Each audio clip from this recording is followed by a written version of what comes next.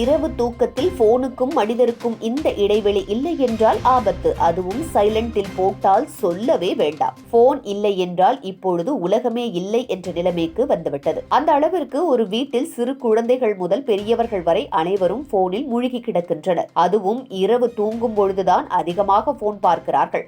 குறிப்பாக தலையணை அருகில் வைத்து உறங்குகிறார்கள். தற்போது கண் பாதிப்பு இல்லை என்ற போதிலும் நம்மை கொஞ்சம் கொஞ்சமாக இப்படி உடல்நலத்தில் கேடு விளைவிக்காது பாருங்க. வீட்டில் குழந்தைகள் முதல் மூத்தவர்கள் வரை எல்லோரும் இன்றைய காலகட்டத்தில் செல்போனுக்கு அடிமையாகிவிட்டனர். மறுக்க முடியாத உண்மை என்ற போதிலும் ஆனால் இந்த செல்போனை தூங்கும் போது தலையணையின் கீழ் வைத்து அல்லது அருகில் வைத்து தூங்கும் பழக்கம் என்பதை நாம் அலட்சியமாகவே பார்த்துவிட்டிருக்கிறோம். தூங்கும் நேரத்தில் செல்போனை அருகில் வைத்திருப்பதன் மூலம் அதிலிருந்து வெளியேறும் மைக்ரோவேவ் அல்லது ரேடியோ கதிர்வீச்சுகள் நம் நரம்பு தளங்களை பாதிக்கக்கூடிய அபாயத்தை ஏற்படுத்துகின்றன. இது நவீன மருத்துவ ஆய்வுகள் எச்சரிக்கையாக கூறி வருகின்றன. குறிப்பாக இவை மூளை அலகுகள், நரம்பியல் அமைப்பு மற்றும் தூக்கத்தின் இயல்பை விரிசலடைய செய்யக்கூடிய அபாயங்களை உருவாக்குகின்றன. அதேபோல் தூங்கும் நேரத்தில் செல்போன் தொடர்ந்து பயன்படுத்தவோ வைஃபையுடன் இணைத்தவாறோ இருக்கும் போது அந்த அமைப்பில் இருந்து விலகாத கதிர்வீச்சுகள் நமது உடலை முழுமையாக உறைந்துவிடும். இது நமது உடலின் இம்யூன் அமைப்பையே பாதிக்கக்கூடிய நிலையை உருவாக்கும்.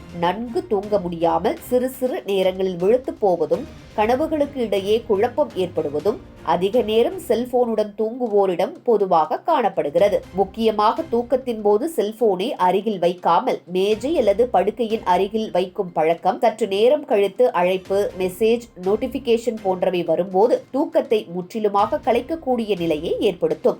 இது நாளடைவில் தூக்க குறைபாடு, மன அழுத்தம், தளர்வு, நரம்பு தளர்ச்சி போன்ற பல பிரச்சனைகளை உருவாக்கும் அபாயம் இருக்கிறது. இது தவிர அதிக நேரம் ரீல்ஸ் பார்ப்பது, விடிய விடிய வரை விளையாடுவது, செரிமானத்திற்கும் மூளைக்கும் ஓய்வளிக்காமல் தூக்கத்திற்கு முன் செல்போனை பார்த்தவாறு தூங்கிவிடுவது, ஒரு சிலர் பக்க விளைவாக வலியை உணர்வதுடன் சில நேரங்களில் மூச்சு திணறல், கண் இரைவு, தலைவலி போன்ற பிரச்சனைகளையும் சந்தித்து வருகின்றனர்.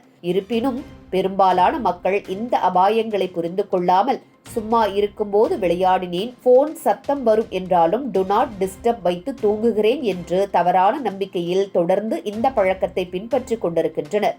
ஆனால் நாளடைவில் இது பெரிய உடல்நல சிக்கல்களாக மாறும் என்பதையும் அது மெதுவாக தாக்குவதால் பெரும்பாலானோர் உணர்வதே இல்லை. அதனால் செல்போனை தூங்கும் நேரத்தில் வீட்டில் உள்ள ஓர் அடி தூரத்தில் வைக்க வேண்டும். சாத்தியமானால் முழுமையாக ஆஃப் செய்து வைக்கலாம் அல்லது விமான பயணமுறை அம்சத்தை பயன்படுத்தலாம். இது உங்கள் உடலையும் நரம்பும் மன அமைதியையும் பாதுகாக்கும் ஒரு சிறந்த வழியாக இருக்கலாம். உடலுக்கும் மனதுக்கும் ஓய்வு தரும் பழக்கங்களோடு தூங்குவதை கடைபிடிப்போம்.